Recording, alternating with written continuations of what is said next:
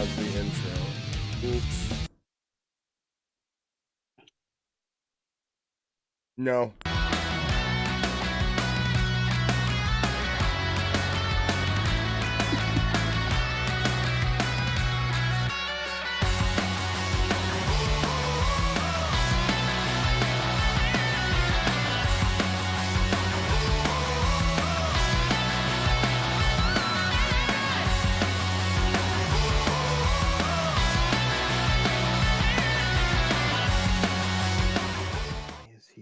All right, so welcome for one thing. We are live. I have the countdown because I can only count up to 4.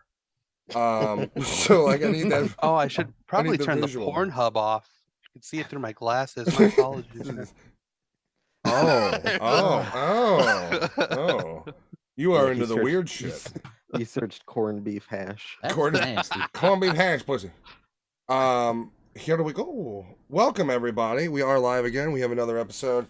This one's loaded. It's going to be consisting of random chit chat as well as we reviewing 3 movies. First, before everything, I want to start trying to bring back something we used to do because I've been watching a lot of shit. I know Lewis has. Alex and Giovanni are basically only into what do they call them? The snuff films. Bestiality. Alex saw Terrifier 2 in the theaters and said, "What a pussy bitch movie that was," and he went and watched some what he called real cinema at home. How you guys doing? I brought tissues with me and everything. Oof. You are hardcore. Fucking, you're Pee-wee Hermaning it during Terrifier 2. How are you guys doing? I want to see it.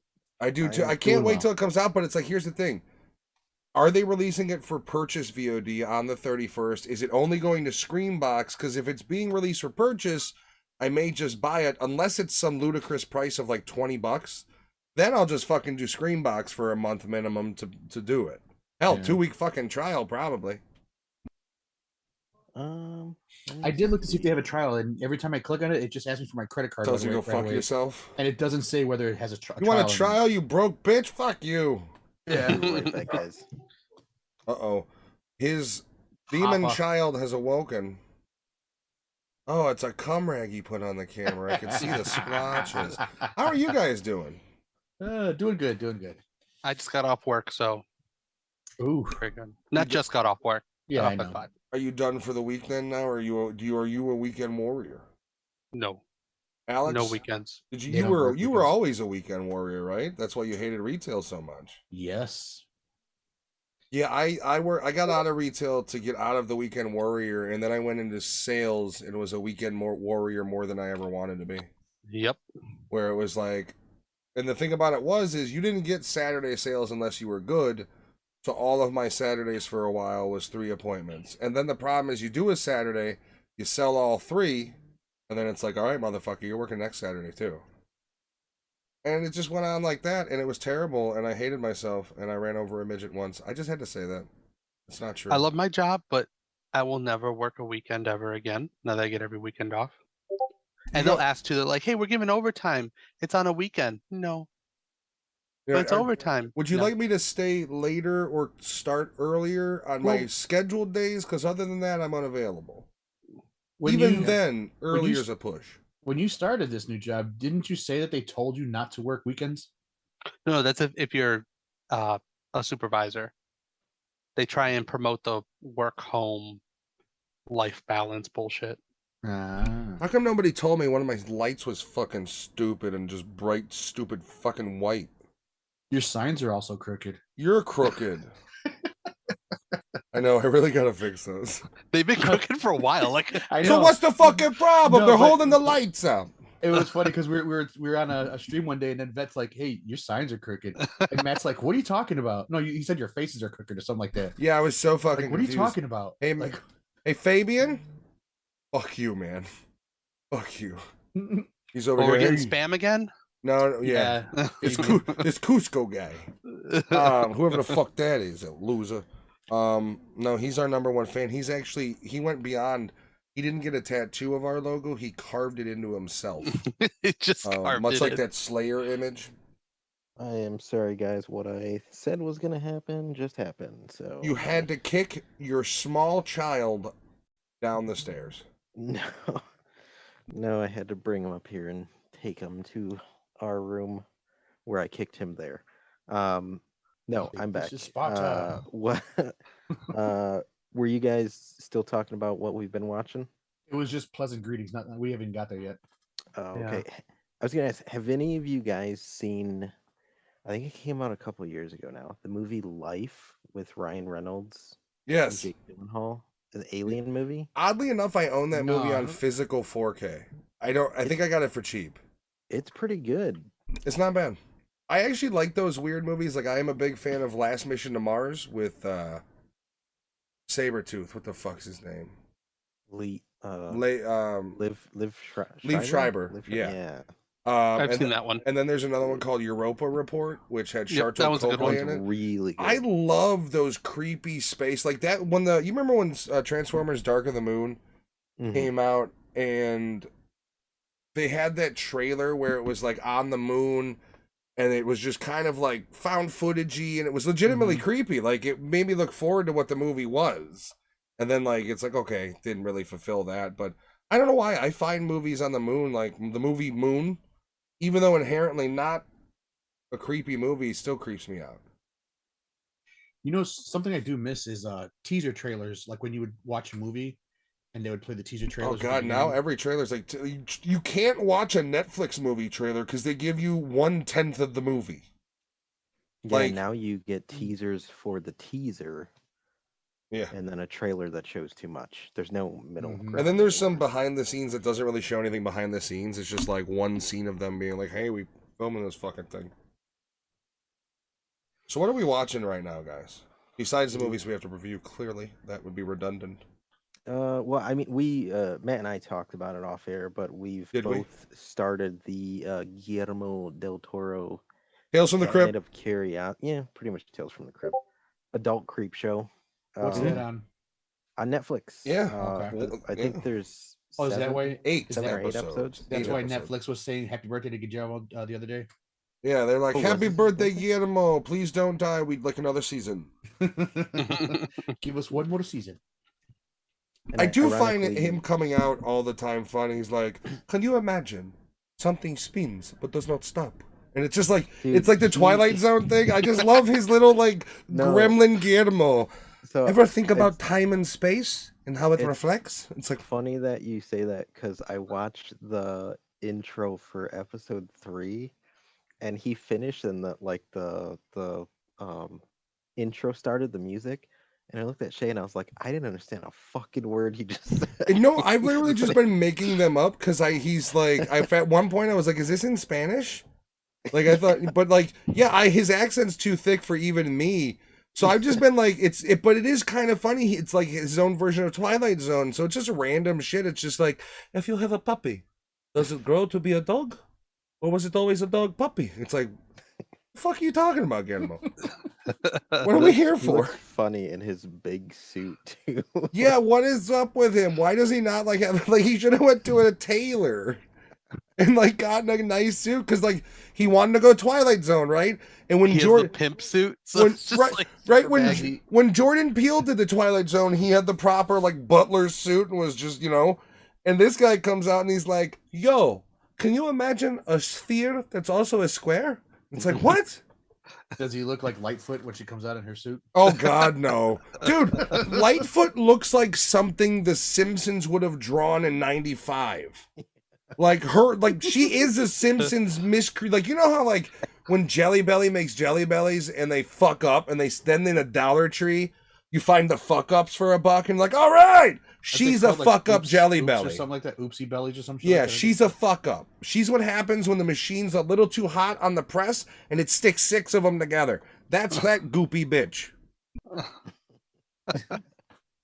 You get that for like $1.99, like a pound. and a Yeah, if half. you're in the Chicago area, you know how terrible this fucking lady really is. And then that review she put out of the limo company came out, and it's like full of all like she lied basically. She said that the driver had to come in and use her bathroom, and then left the seat up, and it was all about his male misogyny and all blah blah blah.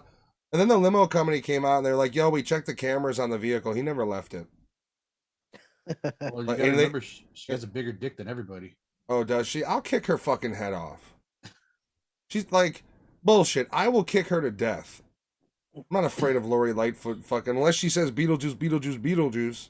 I'm not fucking worried about it. Don't say her name 3 Oh times. shit, there she is to tax me some more. Good thing I'm armed.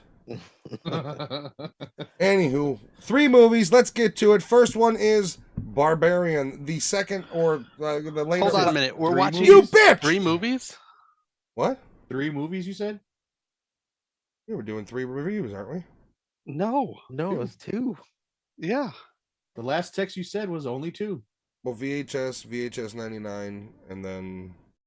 Oh, you wanted to do VHS as well, the first one. Okay, so apparently we're just doing Barbarian and VHS 99. Well, we've all seen VHS, Well, I'll so have you know, I technically, just recently watched it. I've seen VHS like 78 times. I watched them so- all too when I watched 99. I watched them through and then watched 99. Which I guess, so we can jump into the VHS No, we're just doing 99 and Barbarian. I was wanna missing say, 4. We've I watched Ernest. I did too. So good. We've brought it up a couple times on previous episodes, but I found the VHS series back in the day when Matt randomly found it. And I feel like at the time, there was what made it so unique was there was I don't think there was nothing really like it. I don't think The so. fact that I had to bootleg it gave it a different layer of almost realism. Like the fact that I had to bootleg a movie that in itself looks like a handheld film you would find like that's a bootleg of something. Just for some reason in the time, and also the found footage horror genre was not this gritty. Like you had Blair Witch Project at that point, but it hadn't grown like it has now. You had some in between, but I mean after VHS you have everything from Paranormal Activity doing a found footage to you have End of Watch, a cop movie found footage, to all these different genres that incorporated that filming style. And in the horror genre, while it may not have created it, I think VHS, certainly in the anthology format, refreshed that focus of the genre, because there wasn't, I mean, anthology was stale. It was to the point where if you got an anthology, it had no connection. It was 4 stories, and then you like a creep show. Yeah. And then when the first VHS come out and you have that initial storyline of them breaking into this house to steal VHS tapes, and then, you know, wrapping back around to that storyline to be the final story, that was one of the things I loved about it, because it literally was, you know, horror within a realistic shell. And and that's why VHS for me, much like Taken was one of those ones where I got on a bootleg and it was like, holy shit, like this old motherfucker shouldn't be able to do this. And like that was another one of those, like, but Taken is as goofy as it is. I don't know if you necessarily have John Wick without Taken. No, I don't think you would. You know, that concept of the older, out of, you know, not out of shape, but the older, out of practice, blah, blah, blah, becoming the powerhouse again. Like, you know, so there's certain movies that, like, in VHS for me, it's definitely in my top 10 horror movies, probably top 5. Because, and also it spawned, I mean, I don't love 94, but they're all watchable. Like, for different reasons. Then you had Southbound that came out as well. That was like the sci-fi spin-off to it.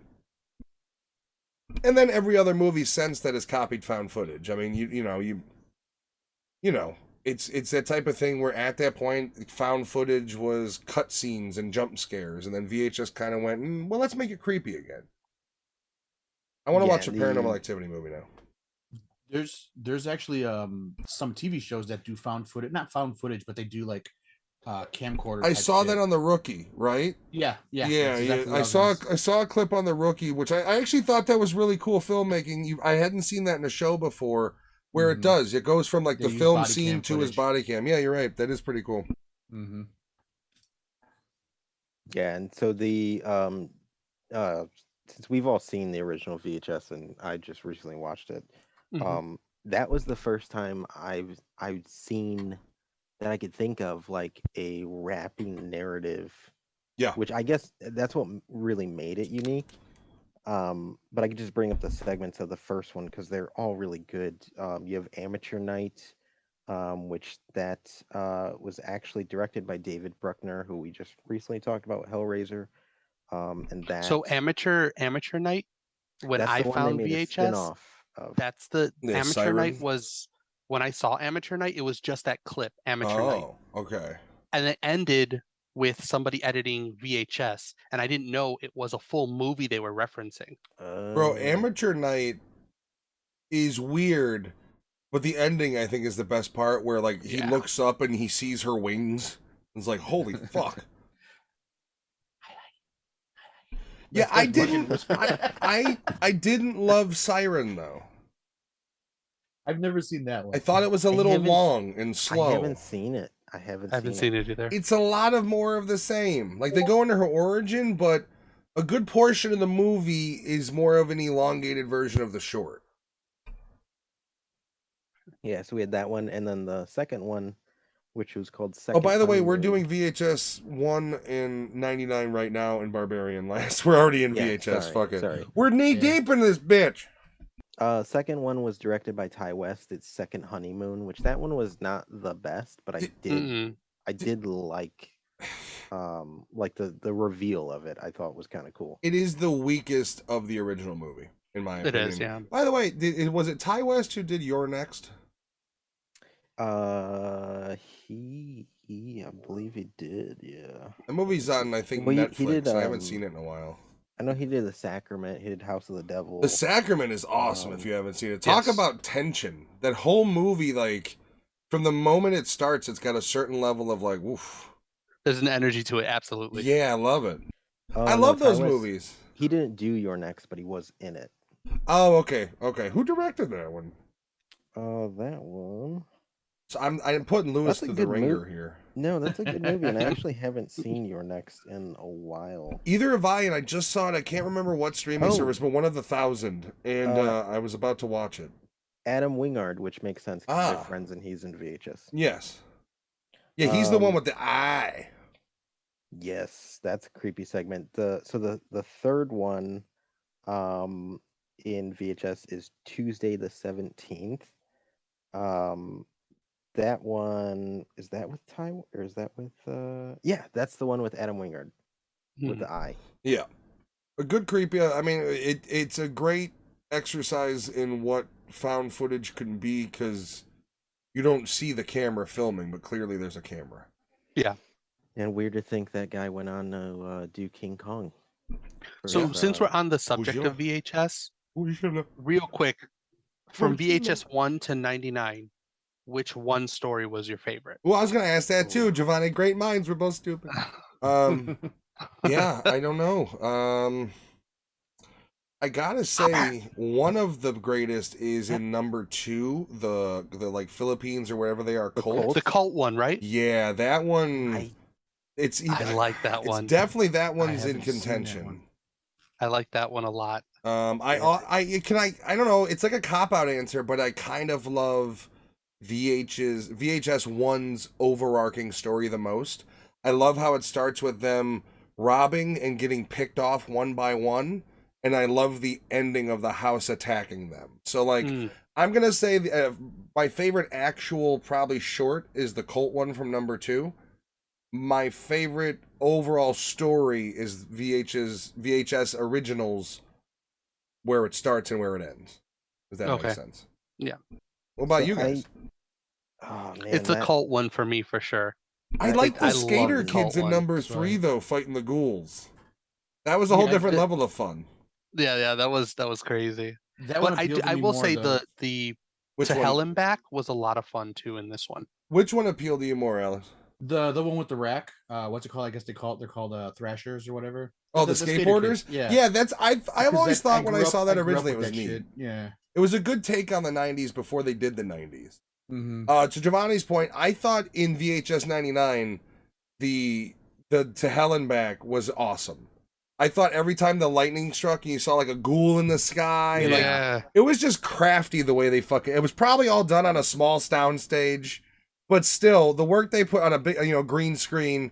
But the work they put into it was neat. I really liked it. It was. I looked at that and I go, okay, you hire these guys and you make a fucking Doom movie. Oh, that'd be good. Yeah. The story of Doom is you accidentally open a portal to hell. They've already got the hell landscape and the creatures, and like, let them do a Doom movie. Make it a found footage Doom movie where you see like Hardcore Henry, which, by the way, one of my favorite found footage movies ever. That's a really good one. So I have too many favorites, but one that I always gravitate towards that I What's love. a soundstage, Fabian? Fuck you. That's a soundstage. It's on VHS 2, and it's Slumber Party Alien Abduction. Yes.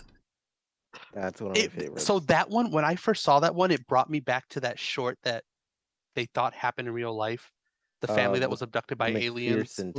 Yeah, the McPherson tapes. Yep. So are we kind of saying that VHS 2 might be the greatest VHS?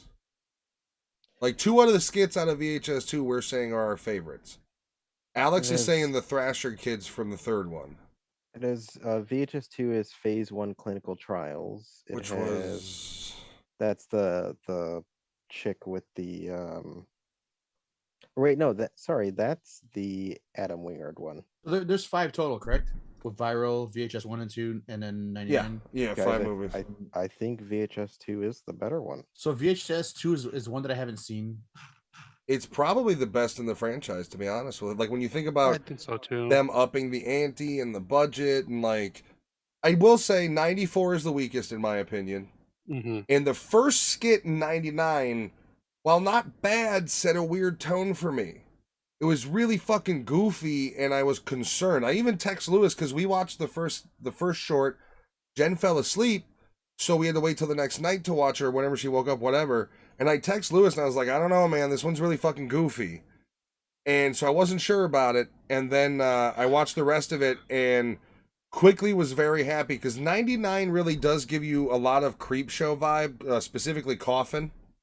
Mm-hmm. I think when especially when the ghoul finally, because that was one, like the fact that I was trying to eat her, but the costume ghoul itself didn't have real teeth, so it was just like it was very creep show for me, and I loved it. Yeah. I don't know, man. I like this one quite a bit. By the end, I was a lot happier than when it started. I was concerned with it in the very beginning. Man, the goofy one for me was the game show one. I love that one. Trevor Phillips. It was funny. I liked it, but I don't know. It kind of pulled me out. It was too long. And maybe that was it. Like the whole like we get it, you're torturing the guy thing. It took too long to go from we're torturing you to hey, this is a real cult. It's not a game show. Yeah, and the end was amazing. It gets really weird. Incredible. And then the whole thing of like, I mean, then you have the little girl who's now fucking super emo. Like, you guys seen the skits on TikTok of the emo brother? Yeah. That was basically who she was playing. And she had her whole family and everybody in the room basically wiped out. I thought that the lady was playing the mom. I thought she was that lady. I don't know if you remember the lady that went viral with the bug eyes. Like she would do this and I her remember eyes her. would pop out. I thought that was her at first, and I thought that was going to happen. True story. My wife and I were watching. God damn it, it's making me laugh. My wife and I were watching it. And when she holds up the acid and he goes, "What is that?" My wife goes, "That's the power of pizza." And I thought it really was the lady. And I was like, holy shit, maybe that's where I recognize her from. It wasn't. I looked it up. But there's a moment where this woman basically has hydrochloric acid, and she shoves it in his face, and he's like, "What is that?" And my wife said that, and I lost my fucking shit. Stephen Ogg is still in great shape. By the way, he's kind of losing his mind a little bit. People, I guess, want him to do TikToks and shit as Trevor. And so, in response to a request for one of these, he did a TikTok basically just driving. And he's like, "I'm Stephen Ogg, and Trevor's a cartoon." And he's like, "I'm a person. I'm an actor. Trevor Phillips is a cartoon." And he was just like going on and on. So like, and here's the thing, like, I gotta be honest, buddy, you weren't known before GTA 5. The only reason you have the career you have now, which includes Walking Dead, several horror movies, Burn Notice, Better Call Saul, all these appearances you got because of Trevor Phillips. Also, how stupid are you that you're on Cameo and people are, and it's like $100 and something. Like, it's not cheap. Shit. And they want you to just insult them in the Trevor Phillips tone, and you can't even just give it to them. Like, you can't even just be like, fuck it, whatever. I get 40% of this because I use an iPhone or whatever total from it. It's 3 minutes of my fucking life, and instead we have to film a shitty video to the response of Trevor, and it's just like, I don't know, man. I like Stephen Ogg, but it's like, why are you a cunt? Another question But of why is Fabian saying I'm pretty stupid? Why are you stupid, Fabian? I don't know what's going on with that one. Did you say something like 10 minutes ago and he's responding to you now? Did you sit on your hands and touch yourself again? We talked about this, Fabian. Come on, man. It's called a stranger, buddy. Don't fear it. The stranger. Stranger danger. Ha! So I was thinking about VHS 94 though, because we said that was the weakest one, but that one does have Storm Drain with Ratma. Oh, that's true. So, okay, there are a couple great skits in 94, but the overarching story is terrible, and it's shot like shit, even for the genre. Yeah, the high grade cameras they use, the imaging, I think pulls you out. Well, because then they layer it with filter upon filter. Yeah. Your dog's like, yo, fuck this interview. Interview me, bitch. You know what's scary? A dog's life, bro. I lick my own ass. What's up, camera? What's up, fans? I did. Make as some soon kisses, as I saw bitch. that they announced VHS 85. I was thinking like, oh man, they announced it that quick. When are they gonna start filming this? And apparently, like Ty West did with X and Pearl, they actually just shot both movies at the same time. Oh shit! I think my professional goal in life is to get into a VHS movie. I think that'd be kind of gnarly.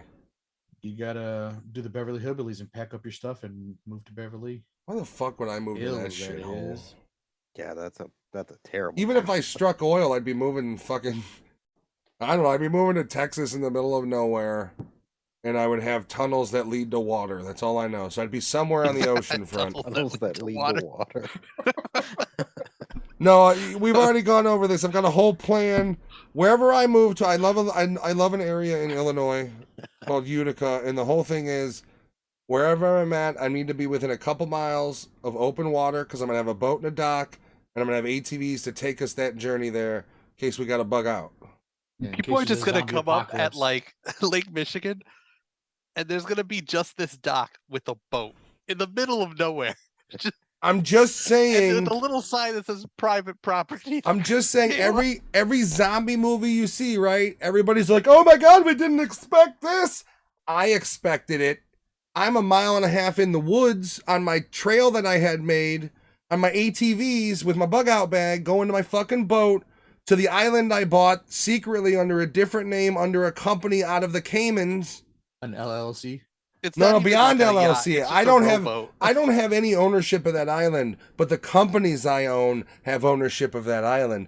So that island over years, people think one-dimensionally. They go, I'm going to have a shelter. I'm going to have an underground shelter so tornadoes. No, I'm going to have an island. I'm going to have an island that's fully stocked. Well, no, I mean, the spruce caboose.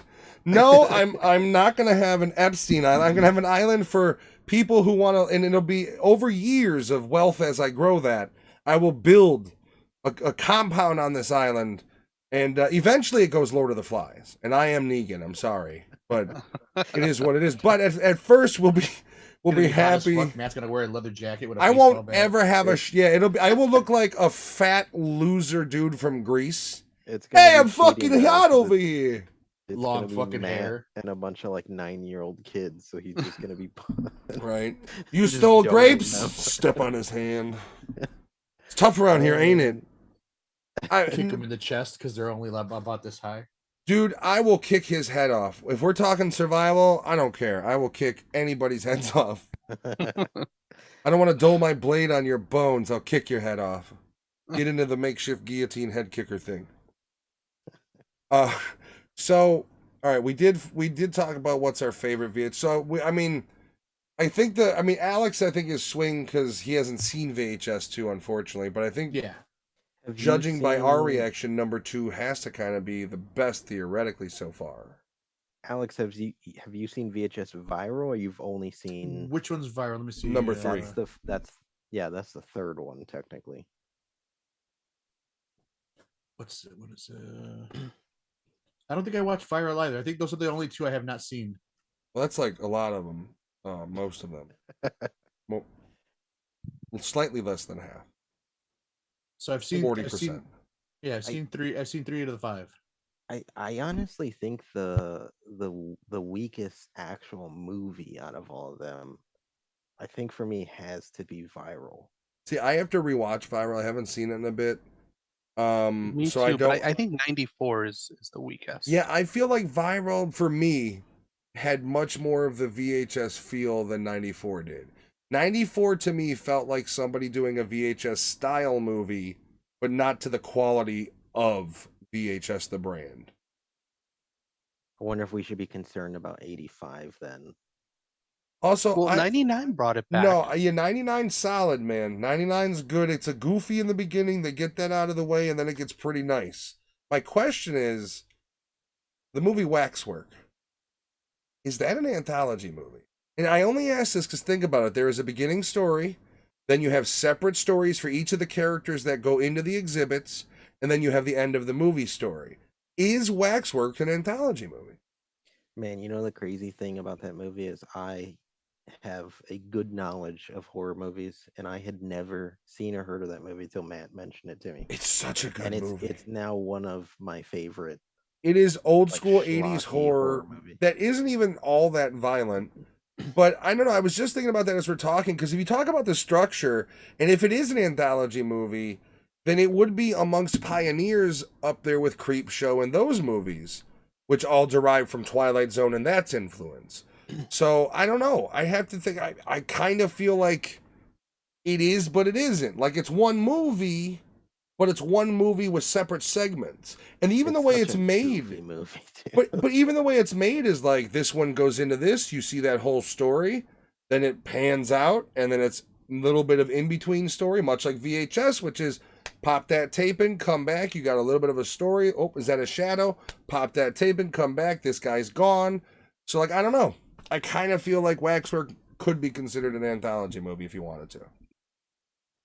The good thing is Bloody Disgusting and Shudder are all in on reviving or keeping VHS going. It was their biggest premiere, and they've confirmed they're wanting to do them yearly, which is cool. Like we're just gonna. Oh, see that's more shit. amazing. Is Magnet also a part of Shudder? Who? Magnet or Mag? What is it? MAGNET or MEG? I don't think they're owned by them, but I think they're. I believe that's just a distributor. Oh, okay. Yeah, those are the names of the streaming. Shudder is a horror streaming site. Amazon Prime has a horror for like $3 a month section you could do. It does. I mean, they don't really bring in new titles much. You do have this Screenbox, which Terrifier 2 will be premiering on the 31st of October. Oh, so I am doing a Halloween stream Monday night on the game stream Nerdattude on Twitch. Yeah, I had some doubts in my head, and I won't say what I'm going to do, but I'm going to play Mortuary's Assistant. But part of me, the other part of it, I was, for whatever reason, I had a day of like, I don't think I'm going to do that. And then Jen was like, no, it's a good idea. Do it. So we'll be going. Dude, you should play Mortuary Assistant in an inflatable T-Rex suit. You want to... You can go ahead and, I'll tell you what, I'll put it on the Amazon wish list. It's on my Twitch page.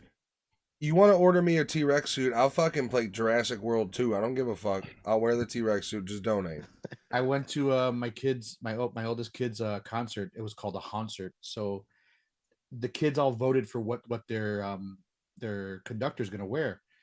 And they voted on nothing at all. An inflatable shark suit. So he came out with the fucking whole shark thing walking out there.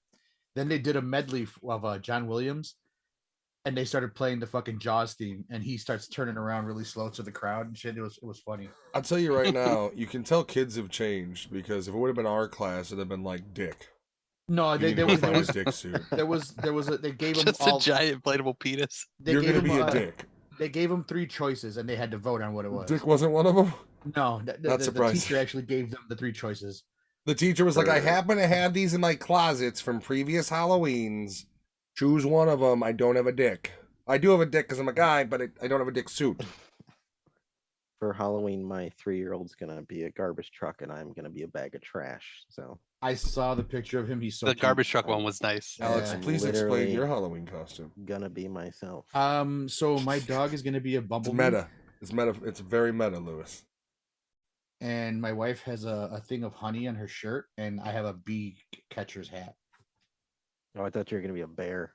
Did you hear about No. that woman Big who old gay they man. tried to evict and she put on a bee catcher suit and sicked a whole bunch of bees on the cops? No, I'd you're open kidding. fire on her. That's true story. They arrested her, obviously. Your Well, bee yeah. suit. Your bee suit doesn't stop at 45. Gah, gah, gah. Discipline report. You're fired. Can you imagine that? Like, ma'am, you need to get out of the house. She just slams the door. You Alright, hear so- her rustling. so here's Like, the what thing. the fuck is going on here? Here's the thing. If you're allergic to bees, can killing her is it reasonable It's self-defense attempted to murder. shoot It's her attempted if she's murder. sicking fucking bees on you? That To is which attempted murder. one sting may kill you? I mean, I'm sorry, if I'm allergic to bees and I'm a cop and you come out like fucking Candyman and you've got bees and you're attacking me with it, I'm lighting you the fuck up. I'm done with it. Like, bee Has to coming be out the- of your mouth and shit. Like, Candy man. fuck out of here. Not if I'm allergic to bees. Yeah, she opens the door and she's like, "Helen." And like bees are coming out of her mouth and Oh shit. my god. Tell them what you see. Man, that movie was anti-white. Moving on. The YouTube channel. I want to share a couple ideas I had with you. I talked to, I think, Alex. I talked about one of them, but so I am going to release both her and We Don't Talk About Her Grindhouse style. Oh, nice. I am going to create a couple fake trailers. One of them, I haven't started filming any of this yet. I'm gonna call Chicago Mutual Combat, and it's gonna the idea I have in my head is I'm in the car talking to the mirror about how it's chaos out there and somebody needs to do something, and the last shot is it's gonna be filmed very like Hobo with a Shotgun, and it's just gonna be me driving, and out the window I'm gonna yell, how does a hand grenade sound? And I'm gonna like do the motion and then it's gonna freeze frame. That's one of the ideas I have. I also have an idea. Jen and I need to start filming it soon, and I gotta film a lot. It's gonna be kind of a bitch to film, but the concept is around a Uber Eats driver. So I have a lot of stuff I'm planning on filming. I'm also gonna make 2 cuts of this one. I am gonna make one with licensed music that I'm only gonna show to my friends as the idea of like, this is what I would do if I didn't have to worry about YouTube putting my balls in a vice and squeezing them until they're nothing. And then I'll have the YouTube version. I got a question for you. So of your neighbors, you've been there how many years now? About 6 or 6? six or 7 years, 6 or maybe 7. 6 or 6. So, 6 or 7. do you think if you were to like send a letter to each person and say, "Hey, I'm just throwing out feelers out there. How would you guys feel if I did like an independent movie thing and you guys saw me out there filming? Is that okay? Do you think would you ever do it something like that?" No, I wouldn't ask permission. I would just do it. I'm just gonna do it. Guerrilla Because I'm saying like that whole like how's a grenade? And you're gonna do that Well, no, multiple no, no. times. No, and no, you're there's- gonna have that one neighbor. There's a big Well- white boy in his car driving back and Well, forth. see, that's the thing is what's gonna happen is just like we did while camping. Is it is gonna be filmed guerrilla style, and essentially I'm gonna set the angle. I'm gonna film that part in my driveway because it's not gonna actually show any actual driving, and I'm just gonna have Jen, I think, film me from a lower angle, hanging out the window. And so you get the sky and me, and that'll be done She's in a gonna be couple your takes, balls and in we're the done, movie. bro. Oh, or you could put the green screen on your windows. No, Lewis. She's gonna be outside the car, right, from the upward angle, looking into the window, kind of seeing me, and then that's how. And then I'm gonna freeze frame it and add filters and shit. The other one's a bit harder, although I do have something figured out. I don't want to be physical with my wife, filming things. So when it comes to a scene of potentially killing her, we can't ever show it because I don't want to beat the shit out of my wife. I think I have found a way to simulate that, at least in the frame that we are thinking of filming Out of this So Out movie. of there is going to context, be a that's so violent weird. scene, but instead of his wife, they're just going to dress Tim up in makeup. He's gonna be beating the What shit an out of him. insult! No. So So go buy a mop head and just put it on his head. So I actually sat down the one night about it. when we were watching TV and wrote out a whole script for this one, which I don't normally do. Normally I have a rough idea of what I want, and then Jen and I work it as we're filming. But the core story of this one is I'm an Uber Eats driver that this particular customer, of course it'll be Jen, I go to several times. So the movie's going to be me basically filming the adventures as an Uber Eats driver until we get to the point where we meet Jen, and then there's the next scene where we come back to that house and we talk about it, and then she essentially drugs me and takes me on a ride. Like how you guys first met. Yeah, basically. God, yeah. For our first date, you were there too, yeah. So you know. Late? No. I was at his first date. Yeah. I was alone for mine. When I go to late February, you go to Navy Pier, the carousel's spinning, no lights, it's no power. The creepy carnival Gwen Stefani music is playing. There's not a soul on the fucking pier. And I go there and it's like 10 minutes she's not responding. I've got a goddamn bag of chocolates and a teddy bear from your old fucking workplace. So yeah, my dumbass got off at Grand, went to his chocolate shop, then in the icy rain walked to Navy Pier from there, which is about 6 or so city blocks. So by the time I show up, I'm cold, but I'm sweating. I can't find her. Presumably she's dead, wherever she is. And then eventually... watching you the whole time to see if you were committed. Yeah, in a sniper scope. But yeah, I eventually found her, and then it went. We went and saw Coraline, and then I did inventory that night, so I'm like falling asleep during the movie. That was the first night I had Chipotle, and now I can't eat this shit because I worked there, and it's like. What you're describing as a terrible night, in my mind, was a terrifying night for someone because they just see this big man on the pier by himself, chocolates and flowers in his hand, just staring around sweating. frantically. Yeah, just the whole time I'm. It's raining, ice rain. I'm just. They're calling the Coast Guard to make sure that he's not going to jump in the water. Yeah, at some point you just see this. Yeah, no, I can imagine. And that actually growing up, I had to think about that as I got older. Because when you're young, I don't know if you guys had this, but when we were kids, our block would have certain parts that were dark. And like when you were younger, you'd walk down them and you'd have that like, oh man, like right I hope, in front of my like house. it's spooky. I hope nobody's here to like harm me. And then like you get older and when you look like me, you realize that there are people walking down the street that are worried that you're what's coming towards them. And then I just lost my fear. I was like, okay, I'm the fucking monster on this block. Whatever. One of my favorite memories was there was a jogger running down the street at night and came up. Like it was just a dude just jogging, and he gets like up to some like white just about to prick pass Matt, and Matt goes into like oh shit mode and turns around and fucking like gets the look on this dude's face like he was about to shit himself. Because imagine, dude, I was ready to go. I just heard coming up behind us, and I was like, what the fuck? Yeah, and you're running past this big dude, and he just turns around ready to swing on you. Don't fucking run up behind people at night. Like, what is your problem? There's another side of the fucking street. Like, what are you That's doing? what the streets are for. That's what the streets are for. Late at night. That late at night, yes. But in my neighborhood, these silly assholes jog in the street for no fucking reason. Literally both sides. Sidewalk, wide open. There's no kids. There's no dogs. Nothing. But they choose to jog in the fucking street, and I don't get it. I want to run them. I should be able to run them over. You're detaining me by jogging in my way. Yeah, that day I saw the true fear of God in a grown man's eyes. I'm just saying, don't run up on people. Like, you ever been jumped? Because that's what it sounds like. This is what being jumped sounds like. Yeah. The exact same sound his stupid jogger skin suit shoes sounded like when he was running behind us at night. Because those Claremont sidewalks, they weren't good. They were all cracked and shit. So he's probably over there trying not to stub a toe. Meanwhile, was he wearing those fucking those toe? I'm pretty sure. Oh god! I remember balling up and looking at him, and he's like, "No!" But he also had like a hoodie on and headphones in, and it's like, bro, yeah, that's like I would have freaked out too. What do you want from me? Like really late at night, and the street lamps are. So I think it was like apart. 10 o'clock, and we were going to Jewel or Blockbuster or one of them for no fucking reason because we were bored. I think we had like the Blockbuster pass. This is before, obviously, way before I worked there. And I think we were like 16 or whatever. I think it was when you came back because you were gone. Yeah. And we were like just going because we were bored and it was late. Yeah, and and don't get me wrong, our neighborhood at that point was a pretty nice neighborhood, but like when we grew up there, it wasn't great.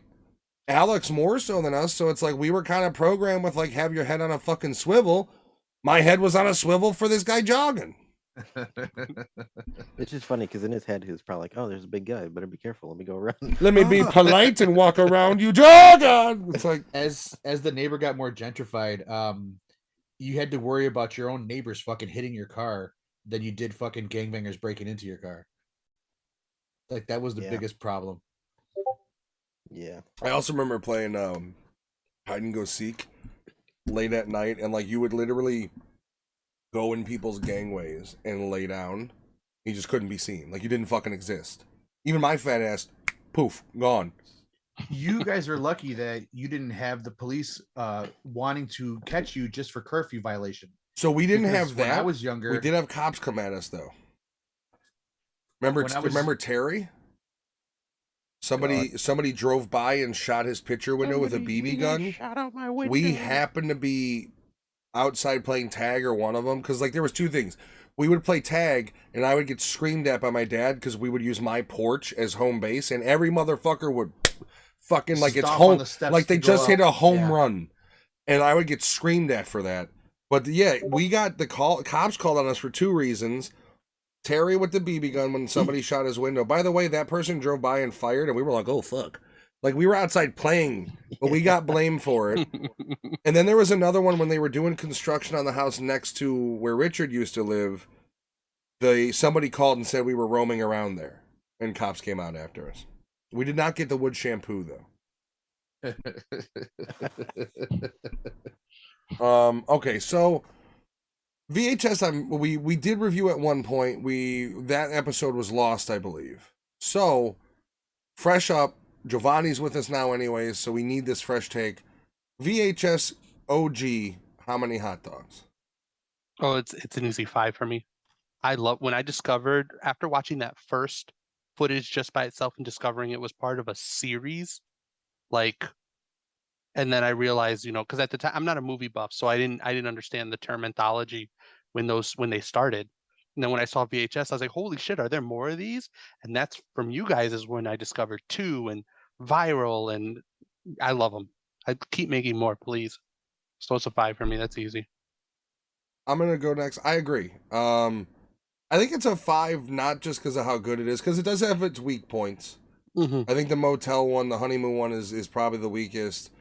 But I think it deserves a 5 for what impact it had on the genre as a whole. I mean, I think without VHS, do you even have... Like, without Blair Witch, you don't have VHS. But without VHS, what do you have found footage in the modern era? Do you have Hardcore Henry? Do you have End of Watch? Without VHS, Paranormal Activity, like, found footage in general spawned a lot of shit, but I think VHS revitalized it to the point of, like, no, you can make found footage edgy again. Like, you don't have to rely upon... I think what it did is it took it, and it made you not rely upon what wasn't there. It gave you the eye candy, it gave you the gore, it gave you the violence, where other found footages didn't. Before VHS, found footage was like the absence of what's in front of you is the scary. And I think VHS changed that and made it kind of like, no, it's in your face. That's why it's scary. But yeah, 5 for me as well. Yeah, I'll go next. Easy 5. Again, reflecting everything you guys said, for even at the time, for what it did to the genre. The fucked up part though is Shudder is not as huge as like I would want it to be. And all 3, or even the first 2 VHS movies, still don't really get the recognition they should. Well, here's the thing, and I'm gonna say this. If you really do like horror movies, you have, and I say this even about the other mainstream streaming services, you have to support them. Like, I think Peacock or Paramount or one of them, 5 for Fabian as well. Generally likes the VHS franchise as well. but you have to support these things. So like, I'm gonna support Screambox for a little while at least, because they're gonna give me Terrifier 2. When Paramount, I think it was, put Sonic and Scream, that said, okay, I can justify $5 a month for at least a little while, because the amount of content they gave me has saved whatever money it would have cost me to be either going to the theaters or purchasing the VOD. VHS is one of those ones, right, where I think you should 100% support Shudder, just to keep the horror movie movement going, because it was the only thing during the pandemic that was thriving, frankly. So, but with that said, the VHS franchise on Vudu you get for $10 all the time. You see it on sale, buy it. You're not going to be disappointed, and you're helping whatever little bit you can to keep that franchise moving. So it's like, I have bought duplicates of movies. I have bought physical and then iTunes, and then I saw it on sale on Vudu, and I said, well, what if iTunes pulls it one day? So I bought it on Vudu as well. That won't happen. Oh, I've had 2 of them. Young Frankenstein and Airheads. So I'm a big fan of, like, Young Frankenstein from dude, we owned it, and then we went to go watch it, and I was like, I thought we fucking owned this movie. And then I looked, and you can't buy it digitally anywhere, which means they pulled the license for whatever reason. Oh, that sucks. But so yeah, so it's like, it's one of those things where if you enjoy this shit, you really do have to, and yeah, be choosy. Don't blatantly support Netflix for $24 a month. But Shudder legitimately is the price of a cup of coffee or a little bit more, a smoothie, for an entire month of the. And if you don't, if you run through the shit and you don't enjoy it, then okay, and cancel it. But and Shudder runs bare minimum. It's not as fancy as all those other places where you can, set your profiles up for different people. Yeah, the actual UI is kind of shit. But I mean, there's a lot of content out there. Just to go into your My List, you have to go into the account information to find your list. I either am searching, or I know exactly what I want to watch. So I just search for it, or I browse. Yeah. It's either browsing or I just search directly for what I want to watch. If you do it mobile, you're fucked. You can't. I gotta be honest with you. I understand. I mean, I understand dudes like Giovanni watching shit on his phone, because you got that goddamn Matrix flip phone, that folding motherfucker, that tablet in a pocket. I don't get watching. Like, I got an iPhone, fucking 13 regular. I couldn't watch a movie on this thing. I could watch a movie on my iPad. I couldn't watch a fucking movie on my phone. When I make breakfast, I sit down in the kitchen and I put my phone up there and I watch, and then my dog eats her breakfast, and the two of us. So you really do need a new iPad, so you can start using a fucking iPad for that thing. Yeah, we were talking about that. Because that's the thing, is like, my brother bought an iPad, like whatever, $400 one non-pro. Then I was like, yeah, that's cool, and he's like, yeah, here's my iPad, and I'm like, yeah, I know, I got a pro, and he's like, oh, ends up and gets a pro. He goes and buys a pro, and then the other one's just sitting.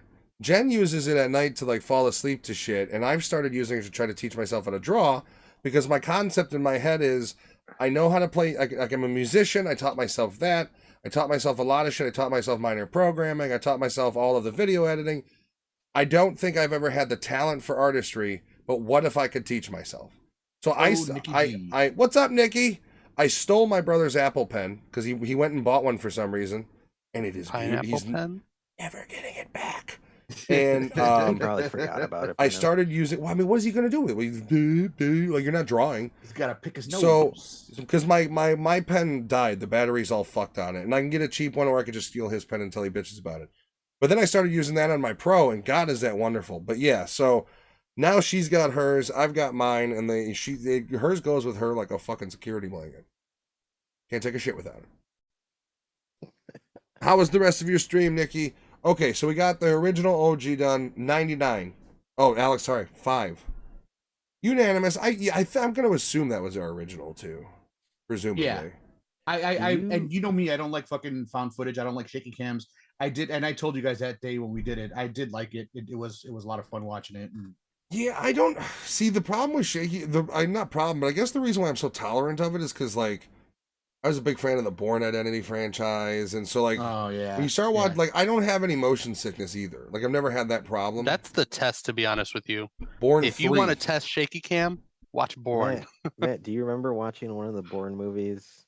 The only seats that were available at the theater in Western. Oh, fucking cross-eyed, bro! I felt so sick to my fucking. I didn't have motion sickness, but I had a headache because we were at the bottom, and yeah, I think it was probably Bourne 3 or one of them. Where, like, I think Bourne 3 was the one where he's in a desert climate and he's jumping through windows, Yeah. and he jumps through the fucking window, and the scene where he gets into the like apartment and they fight is filmed like Michael J. Fox was holding the camera on cocaine. Like it's just like fucking everywhere, dude. But also for some context, like we're film junkies. This was probably the only time in my experience of going to the movies where we didn't get there to get our good seats because we're not idiots. We don't show up last minute, but we did show up last minute, and in our heads we're like, the front seats are not gonna. They're we're not gonna have to sit there. And sure enough, we had to fucking sit there. You're muted. Thank you. That weekend, I saw Resident Evil the weekend it came out. We had to take front row. And then during the middle of the movie, some dude got shushed. And he stood up and told everybody to shut the fuck up. I'm strapped. So then this big, giant black dude of a security guard came in and tackled this motherfucker. And that's when because the City North, I don't know if it still is, but it used to always be off-duty cops. Like, it wasn't just theater security. It was off-duty cops. Those guys fucking packed. Like, so, yeah, some dude came and tackled this guy. He gets escorted out. And literally, there's a couple other people, this guy and his girl next to my brother and I, and we're all just like just kind of like, all right, well, we're already sitting this way. And then the whole, like, row we were in was just sunken in their seat just in case the dude started shooting. And then the guy next to us was bitching. He's like, I don't know, man, if he was going to start shooting, I didn't want to throw away my popcorn. It's just $8. Like, he was just worried about the wasting the popcorn. And that's the one that's on Western, right? Yeah. I haven't been there in years. That theater was also the theater where Jen, like, we were going to go probably some chick flick, and we saw the poster for Paranormal Activity, the first one. And I had been talking about it because at that point it was in select theaters, and at that point it was like, have you seen The Phenomenon? Those trailers they would show. And I was like, fuck, it's playing here? And she's just like, yeah, do you want to go see it? And I was like, nah, we're here to see this. She's like, we can go see this. And I was like, all right. Okay. So, but I mean, she can handle those movies, surprisingly enough. Like, they fuck with her a little bit because, I mean, those movies are really about building the tension, but she can watch those. I mean, she took Barbarian and didn't really have any problem with it. Oh, God. The questions my wife had about the Barbarian movie. Questions I had. So, VHS 99, I'm going to go first. I'm going to give 99... I think it's a solid 4. I think it doesn't push any boundaries, doesn't bend the genre, but I think the shorts that were in there were done well enough, and they were way better than 94 was. I thought besides the first short, everything felt like VHS again. That was very nice of her. She is awesome. Yeah, she's probably asleep right now. But yeah, 4 out of 5 for me. Next, real quick. I'll go real quick. This one was a 3 out of 3.5 for me. I did like it. I did like the fucking stop motion shit with all the little toy soldiers. That was fun. Which I appreciated that because that was back to the middle ground story and then connecting to the end. So I liked how they tried to give you the throwback to the original. Yeah. And like you guys were saying about the costume effects this time, it was a little more campy. It did feel more, creep show type deal. But yeah, it's a 3.5 for me. But I did enjoy the movie a lot, and I watched it all by myself this time because nobody else wanted to watch. Fucking chickens over here. Dude, getting my wife for a long time to watch horror movies was like, nah, I'd rather not. This year she's opened up a little bit more. She didn't watch Hellraiser with me. Hellraiser's not. I mean, it's not a scary. It's not movie. That was a really good movie too. Yeah, it was. It was not scary. Yeah. I'll go. This is a solid 4 as well. I definitely felt 1 and 2 in here. They were coming back, and I was a little worried after 94 because 94 just veers so much. It was weird. It was like they went too low on the budget in 94 or something. Like, there was just something about it that I don't have to watch it again, but it didn't click with me.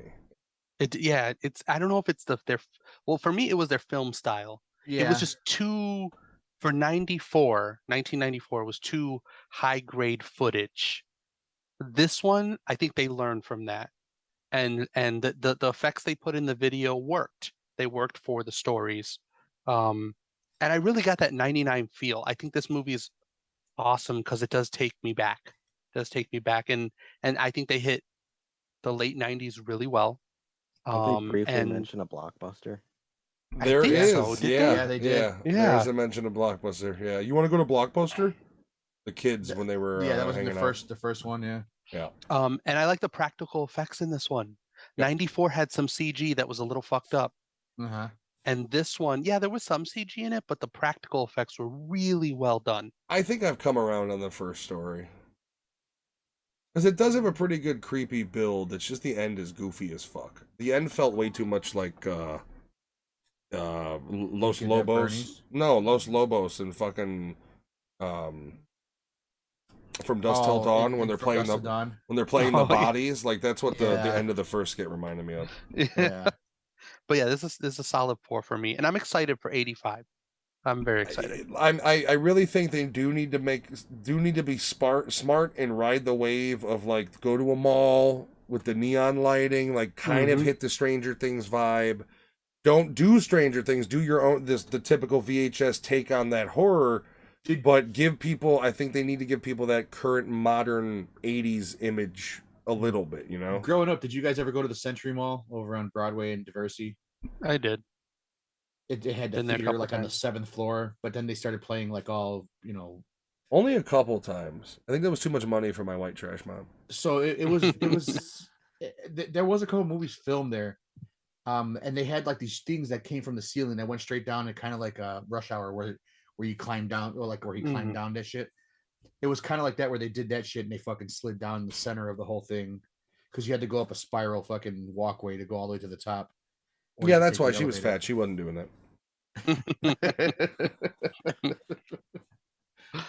But that place reminded me of so much of a 80s fucking mall with the way they decorated and shit and the lights Well, and There's so many, like, if you gave me a budget to film a slasher flick, there's so many abandoned malls across this country.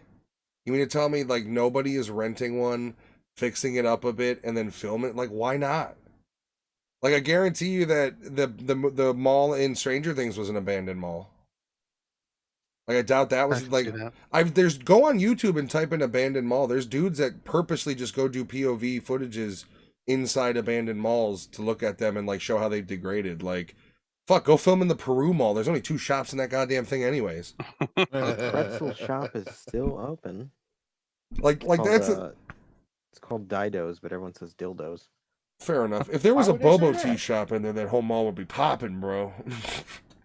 I love boba tea. I wish there was a good place around here. So everyone gave it a 4, right? No, Alex, you Yeah, guys- we're all 3.5. on board. half. Oh, 3.5. Man, so I really liked this one, but the problems I have with this one are stuff that they have been lacking on since VHS Viral.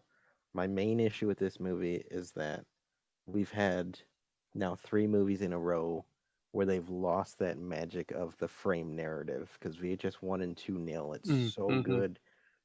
And I'm okay with them doing this yearly, but I think they really need to get a good director that can make a good wraparound narrative because Good that's like what makes VHS like so unique. But yeah, it's a 4 out of 5 for me. I want to knock half off because of the frame narrative, but I do think, like you guys said, I think they're in the sweet spot of like not making the footage look too good for it to be too grainy. And I think with the next one, with the mid 80s, you can really get away with that footage. I do hope for the future that we drop the year title and go back to like a VHS 1 or 2 where it's just a collective. I want to see more newer stuff. So I have an idea, and they can steal this. If you're watching for whatever reason from the franchise, fucking take it. Start tagging it. We'll go back to basics. Hashtag. So you do it simple. You do a concept of people going to a cabin home, a secluded cabin home. They find VHSs. They start watching those stories. The end result is either the home is haunted, which is a direct ripoff of the original, or you do an alien invasion. But that arcing story being the creepiness of the cabin. You know, also they need to start getting, I think, craftier somewhat with the titles. I don't like the years either, but I wouldn't mind seeing like if they work their way up to doing like the streamers, the in real life streamers, you can, VHS mobile. or VHS stream. Like, I think Similar to like Scream 4, where they had the fucking camera mounted on their head. Kind of, yeah. I think they need to build up to it where rather than having just the body cam style found footage, you need to have somebody who it's going much like dash cam when she's streaming. I think you can take that and you can turn that. You can take that and go anywhere with it. You can go from trouble because they're in a bad neighborhood to a haunted house they find that's abandoned. Like going mobile, you can take that far. Like I'm gonna try to get my fucking Uber movie done before they steal that concept, because that's coming. Like between Spree and Dashcam and streaming being more and more prevalent, like I am surprised you haven't seen something with or surrounding the idea of like an OnlyFans account where it's like it becomes too personal and then it becomes a stalk. Like that sort of shit will be coming. Like you had, look at, what was it, Host, I think is what it was called, the movie that's filmed on Zoom, right? Yep. Like that shit is already here, so I think VHS is going to have to capitalize on that being your actual mode of media. Because I mean, you can go back to '85, but where do you go from '85? Sorry, you said OnlyFans, and there is a movie that's kind of like that. It's called Cam. It's on Netflix. It's worth checking out. There you go. So that shit's already there. It's funny that you said though about the OnlyFans thing, which this one 99. He goes and puts a spyware on her new fucking Mac. Yep. Yeah. Which I like that because it's essentially the story of American Pie, but in the more fucked up realm. Like you literally take American Pie and then you make it a Medusa story. So it was a very interesting, like, I don't like how they ended it where it's just the frozen bodies and whatever, and she stupidly looks into the camera. I wish she would have fucking took their heads, because they pointed it out through that segment. Like, why does she have the heads? Yeah. Like, what are those? I also thought it would have been neat if she would have, like, gone back, like, she would have destroyed them, gone back to human, and the final shot was her getting, like, her vacuum. Like give it a little bit of that wicked fucking humor, because that's what VHS always kind of had. As creepy as it was, it did have a bit of a wicked humor. So like maybe that's what 94 was really missing, and 99 had it in the first skit and then went more creep show for the rest of it. So maybe that was my problem with 94, is the humor that it had was too stupid. Like the writing in 94 just wasn't up to par for me. I think is the overarching cop story was shit. The skits were. I think the worst story in that one was the mad scientist story. I did not like that one. Well, see, where he built like modifications to humans. Now, here's the thing: seeing like this Guillermo del Toro's, Tales from the Crypt, it would be nice to see a heavily budgeted VHS movie. Like, and that's exactly that's why you need to watch Cabinet of Curiosities, because you're like, oh, this is with big boy pants on. Like, like if you want budget or you want high budget, well done anthology horror that doesn't have an overarching story except for Guillermo, can you look at an apple? Like, except for him fucking talking in the beginning, it doesn't really have anything to connect them. But they're really well done. And the first one particularly gave me hardcore Tales from the Crypt vibes, because the first episode literally has the karma ending. Like, and it's very Tales from the Crypt as far as how it ends. To me, at least. And then the other two haven't been. I mean, the second one too, to be honest with you. Episodes 1 and 2 are very Tales from the Crypt. Episode 3, which is as far as I've gotten, different but really good. It's a really good episode. Really fucking weird episode. I didn't realize they released them all. I thought they were doing them weekly for some reason, because my Netflix. No, so they were doing 2 a day. Oh, okay. Because when I first clicked it, it wasn't even telling me like watch the next episode. I was like, hey, do you enjoy it, fuckface? And that was it. Like. So I did. I had to, then when I went back, I was like, okay, they do have the other ones. So now there's 8 total, and I can't wait to watch the rest. Jen, I asked her, and she's like, And while this I don't think would be too much for her, I think it might be a little bit boring for her, because that is the truth. I think horror movie fans need to admit, horror movies can get a bit boring for people who aren't into it. Like every horror movie's got a slowdown that a horror movie fan tolerates because they know what's around the corner. I think your average moviegoer who's not big into it kind of gets bored in those senses, and just like your average non-horror movie fan just wants jump scares. If the horror movie doesn't have jump scares, it's not scary to them. See, and that's what I don't want. I agree. That actually, I guess before we jump into Barbarian, that was an interesting like text conversation we had, because Matt, we were talking about horror movies, and Matt texted me. He's like, "What scares you in a horror movie?" And all of the people I know that usually when they're like, "Oh, did you see this movie?" They're talking about like a triple A horror movie like Malignant or like Yeah. Conjuring. Did you see or all Conjuring that. 7? Fabian says Yeah. he wants jump scares. He is the Mm, the massive sheeple. No, and I think jump scares His are a brother tool. with jump scares. Yeah, a jump scare is a tool you can have in a movie, and any good movie should have at least a couple. But I don't think they obviously don't work for me, but I don't think they make a horror movie a good horror movie. I think they could be part of it, but uh I don't know. For me, or probably for me and Alex, more realistically, having kids, like stuff with kids creeps me out. Yeah. But for the longest time, and I'm not even close to religious, demonic possession movies, like anything having to do with demonic possession, like that shit creeped the fuck out of me. We've already Still- talked. it does to my still wife does it. too. We've already My Still talked does wife about as well. this. I mute anytime they're saying spells. I don't know why. Maybe it's because of the way we were raised. Probably. Because, I think so. Yeah, because demonic possession movies still demonic possession, and where the kid is the killer, like anything to do with children. And I'm not talking about like The Good Son. I'm talking like like that movie's amazing, by the way. Like Yeah, Sometimes my Macaulay son is fucking Elijah Culkin, Wood. man. is such a good. I'm talking like where the child is an entity in and of itself. Like So that wait, how did creeps you me Almost the feel like fuck out. Sinister, almost like Sinister then. Yes. How did you feel yes. about Brightburn?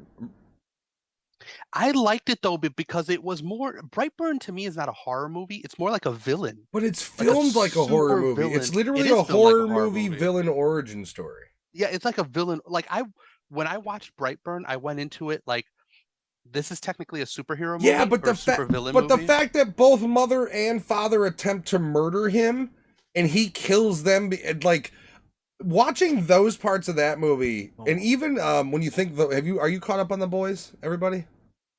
Oh yeah. When you think Yes. Homelander's kid killing his mother, like for me, and maybe that's because I got dead mommy issues, but the idea of like, I don't really get bothered about kids being possessed or anything, but when it comes to like, whether intentionally or unintentionally, the child murdering their parent is like, fuck.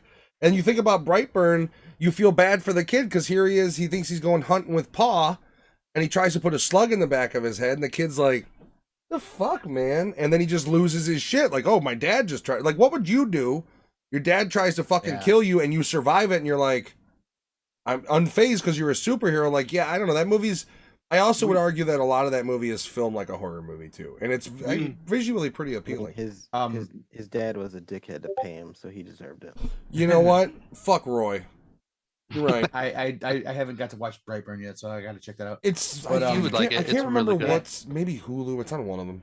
Matt, you and I talked about it one time with what is it? Dead Island. That opening scene where Yeah, where you've he- always had a problem with that. where his kid fucking bites him and he throws the kid out the window. You know That one creeps me out. Yeah, that that's funny. fucks with me because when that came out, my daughter was just born. My oldest daughter, so it's like what 17 years ago. Wait, so does the beginning of Dawn of the Dead remake fuck with you when that fucking zombie girl comes to life and attacks him? And, my kid was already old enough, and it did kind of bother me a little bit. I think the Walking Dead first episode bothered me more than anything. I'm actually now looking forward because I keep seeing all these fucking like YouTube shorts and shit of Walking Dead scenes. So I'm at the point now where I've come to this conclusion: the problem with Walking Dead may not have been 100% the writing, which does lay blame. I think it was the weekly, and I think that's the problem with a lot of shows. Is they're so much more enjoyable when you binge them. Yeah. Because waiting weekly sucks, but then you wait for the seasons. And there was something about like when a show would premiere, going back into it, and it's just like, well, last season was slow. And I think that's where we fell off. So like I do plan on running through The Walking Dead and trying to fully enjoy it for what it is. Because the last like 6, 7, whatever seasons we didn't watch.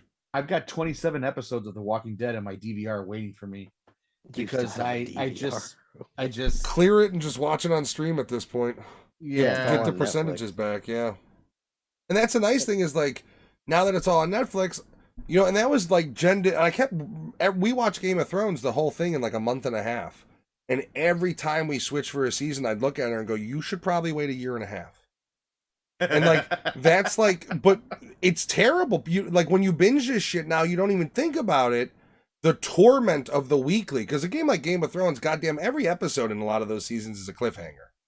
So like the weekly was torment, and then it was like, you know, to the point where the young kids are now having full breastises, and you're trying to hide them. Like that's how long we're talking. 2 years in between, and it's like.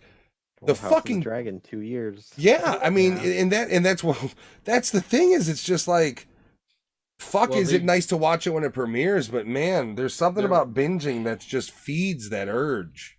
There was a big time jump in between the fourth episode, third and fourth episode. I know it's like 6 years, but I haven't gotten there. We binged all of Game of Thrones, watched the first House of the Dragons. It was slow. We looked at each other like, let's take a break. So we are going to be jumping back into that. But I've got several things. I got to get through The Witcher, both seasons, because we didn't finish the first season, never touched the second season. I've never watched a full episode. They're good. Of I love those. The first season, we watched everything, but the last episode was great. I don't know how we fell off, and then we like right now we're watching that 70s show, and I think our next kind of like before we go to bed show to watch together is going to be King of the Hill because she wants to watch it. But King of the Hill's got like goddamn fucking 20 seasons. They're like 27 episodes apiece. They were doing like 2 seasons a year and shit. The other night, I didn't really want to watch anything, but you know how sometimes you don't want to watch anything, but you throw something on. And I saw that Netflix had Morbius. Oh, how bad was it, you idiot? It was bad. Well, they got a sequel coming out. No, so I got mad because I threw it on just to be like, whatever, I'm just gonna fucking make it. It was so bad that I caught myself actually watching the movie, and I was mad that I wasted my time before I had to go to bed. Not only that, Morbius. Like I'm curious about it too. I don't want it in my fucking algorithm. So that's why I don't want to play it. It's like, already being recommended for me, dude. It's more. I watched Uncharted. I did like it. Was it good? Nope. I did like it. Giovanni, did you watch it or did you refuse to watch it? I did. No, you I didn't watched like it. it. Okay. I know.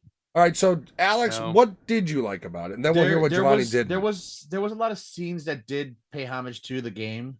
Because I played the shit out of the fucking games. Some people would call that way too much fan service.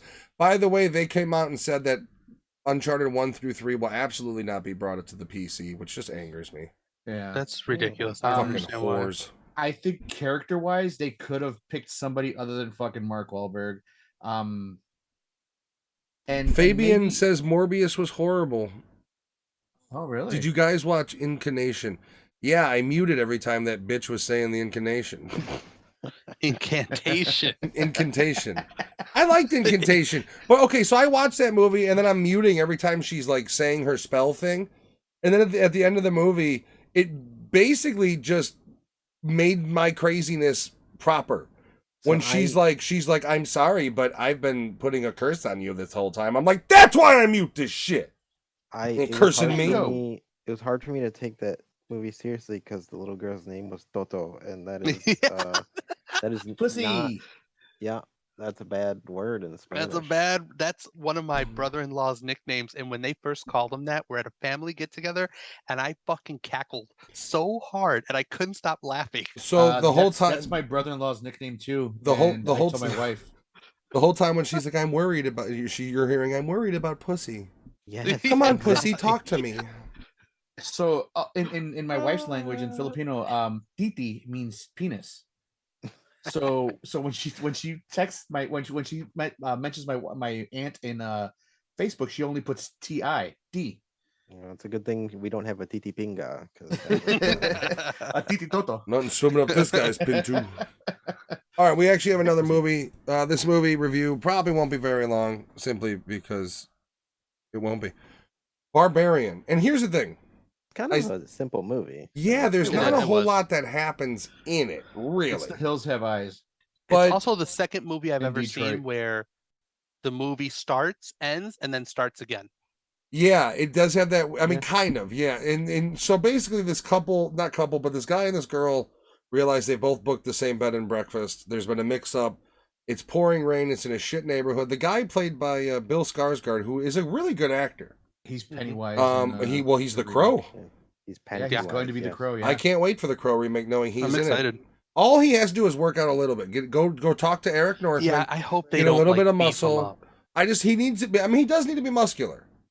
But not like super. No, he just needs to tone. Like he just needs to Yes, tone. He does need tone. Yeah. It's not Jason Momoa's Crow. We can stick with the slender, No. Brandon Lee. Not even like Captain I want the America Rock Crow. beefy. Like Captain America was weird because he was in great shape, but like Chris Evans in the first Captain America had a weird build.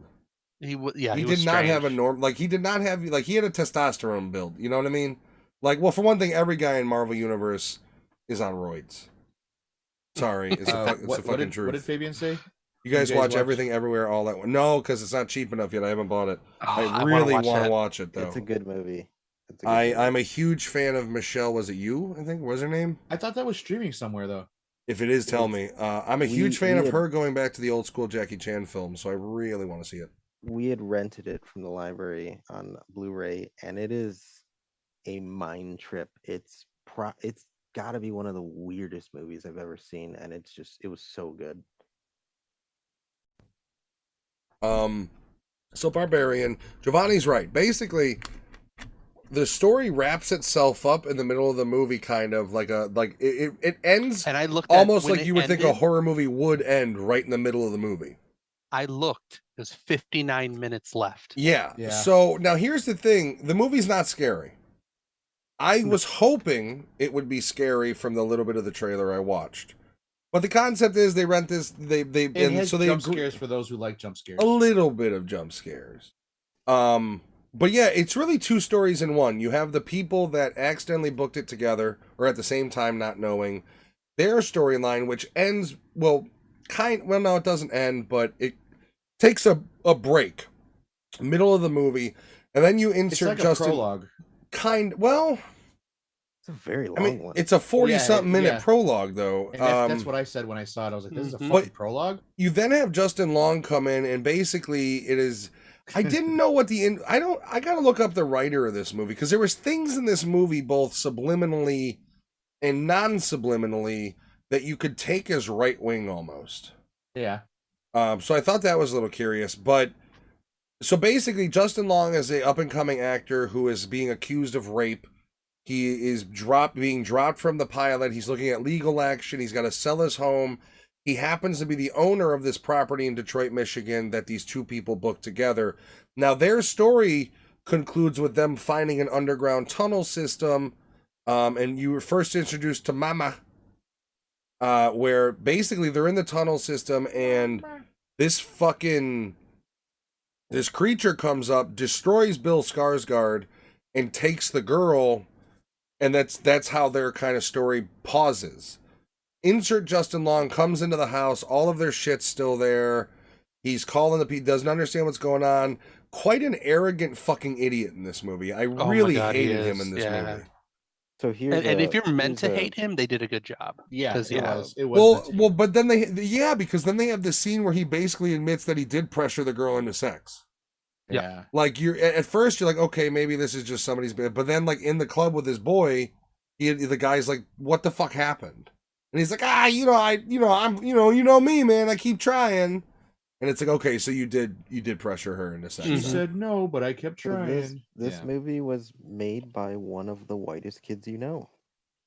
That makes sense. The one that isn't dead. Zach Kreger? That's the guy. I think he's the secondary one. Have you ever seen Miss March? I believe he's the one that gets knocked out or goes into the coma. Yeah, he plays Eugene in Miss March. Yeah. Sadly, his partner in crime's dead now. Yeah, he passed away. Well, he fell, I think it wasn't it? He fell in his house? Like he was doing something up high and fell, and that's how he died? Holy shit. It wasn't like a heart thing or some weird whatever. I think he fell. A freak accident. Yeah. Oh Jesus. Almost as bad as fucking slipping in your own tub in your home. You know, when he or getting pinned at your own gate with your own car because you forgot to put in bar. Let's not talk about him. Poor Chekhov. Yeah. Yeltsinist, whatever, what's it called? But so, and this movie's a very simple movie. It's essentially, you have the beginning story, which is a mishap on a website to book, booking.com fuck up. And then you have the second story, which is Justin Long his career and image being tarnished, and he's forced to go stay at one of his properties that he's been renting out because he's got to sell his home in LA to pay for his legal fees. He also finds a tunnel. And then you go back to the 80s. By the way, that guy, he needs to suck Rob Zombie off hard. Because Rob Zombie gave him his first 31, 3 from Hell. Like, he's been around for a while, but nobody knew this fucking guy before Rob Zombie started putting him in his shit. And now he's been in this, or he was in this. What else was it? He was just in Munsters, which, by the way, I watched that abomination. I did too. I was. We'll review it at some point. So the 80s scene, when it goes back and tells the story of how this whole thing started. I like the from behind him angle in the store, and then like leading up to it, like the whole thing. And I'm like, I'm watching the movie, and I'm like, man, it'd be cool if they let you know how this shit happened. And then it cut into the end. I'm like, oh. One shot of the cinematography that I really thought was cool was when he's parallel following her in the car, and then it cuts to him watching her. Like, it's literally, it shows the car driving from that angle, and then it quick cuts, and he's same angle, but he's staring out the window watching her. I thought that. Well, so did you guys pay attention to what this creature was? I think it's it's his kid. It's 9 times inbred. Yeah. It's just a giant inbred fucking woman. Yeah. Well, all the fucking tapes, dude. When I got to the tape scene, I was like, "Holy shit!" That was nuts. Tapes were weird. While I was like, watching it, I immediately thought of Lady D from Resident Evil. Just like, yeah, mama. Oh, God. When she goes to breastfeed him. Oh my God. So I appreciated the ending, because by the ending, he proves himself to be such a piece of shit that you want him dead. And then it goes to the scene where this scene was goofy to me when he throws her off the top of the silo and the creatures just fucking swan diving, and then you realize that it did indeed get underneath her and it saves her life. He comes down and he's like, I'm saving you, right? And it just splits his head like a fucking cantaloupe. Basically, the creature did to his head what Hulk Hogan did to the cantaloupe in Suburban Commando. Just it was the best. Like this, like I'm just in my head, I'm like, he needs to die. This fucking piece of shit needs to die. He shot her, then he throws her off the fucking thing, and they delivered it. So I was happy about that. What about when he started fucking like trying to profit off of everything? Oh, I could get some square footage, and he starts measuring. Yeah, how stupid are you to ignore the camera and the shit stained bed? Yeah. If I find a fucking doorway in my basement, guess what? I'm out. Well, he even sits on the bed, gets up, and he's like, ew, and then just continues to measure. He does. Morally, there was something wrong with his fucking head. Oh, he was just a total piece of shit. He was so self-absorbed. Hollywood. Which is part of why I'm thinking, like, because the whitest kids, they're not conservative or liberal. I think they were one of those ones kind of in the center ground. Yeah. So you can understand the influences of some of the shit they do in here, which, and when you're watching it, I can see some people, particularly on the left side, thinking it's like, oh, what is this conservative shit? But it really is just kind of a critique of that culture, which Hollywood's a fucking cesspool. Driving around in his fucking convertible. Hey, what do you mean? Yeah, and I also like the shot of when she arrives, it's pitch black, you don't see anything, it's raining, and then in the morning she goes into the neighborhood and it's just, there's not a single house that still has fucking... Yep. Everything is fucking vacant. Yeah, dude, it was crazy. I really like Bill Skarsgård in this. Detroit. I like this movie a lot. I really... My favorite part's the ending when you get full on the creature hunting, and then you get her weirdness of her trying to, like, she sees that the girl's shot and she's like, she can't talk because she's fucking inbred, but like she did it, like the creature wasn't just a like disgusting, I'm gonna murder everything. Like it was just a really fucked up giant person who lived underground its whole life. It had one VHS that it was watching over and over, and it was the maternal video. So that's all it knew. And it's not the fault of the creature. That's all it knew. And that's the thing. So, like, I really like the end of the movie where you get most of the creature. I think a lot of this movie, unfortunately, though, does fall into the trap of slowly walking through this hallway.